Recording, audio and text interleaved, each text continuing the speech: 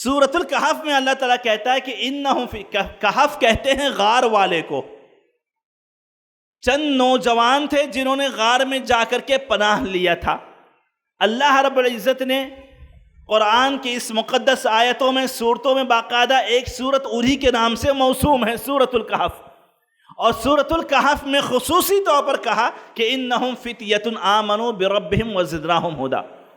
وہ چند نوجوان تھے جو غار میں آ کے چھپے ہوئے تھے، چند نوجوان تھے جنہوں نے اللہ رب العزت کی خاطر حق کو قبول کیا اور حق پر جمے رہے، ڈٹے رہے، ثابت قدم رہے.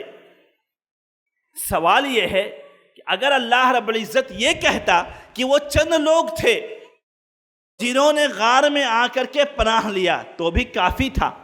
خصوصی طور پر جوانی کا لفظ کیوں ذکر کیا، جوانوں کا تذکرہ کیوں کیا، کیوں کوڈ کیا کہ وہ چند نوجوان تھے جنہوں نے غار میں جا کر کے پناہ لی، حق کو قبول کیا، حق پر ڈٹے رہے. اس لیے کہ اللہ رب العزت یہاں پر جوانی کی اہمیت کو اجاگر کر رہا ہے کہ حق پر جمے رہنا، حق کو قبول کرنا، ثابت قدم رہنا، یہ استطاعت اور یہ کیپیسٹی، یہ صلاحیت دراصل جوانوں کے اندر سب سے زیادہ ہوتی ہے. کہ جوان ہی ہوتا ہے جو آنکھ سے آنکھ ملا کر باطل کو رد کرتا ہے، جواب دیتا ہے اور حق کو قبول کرتا ہے اور حق پر جمے رہتا ہے.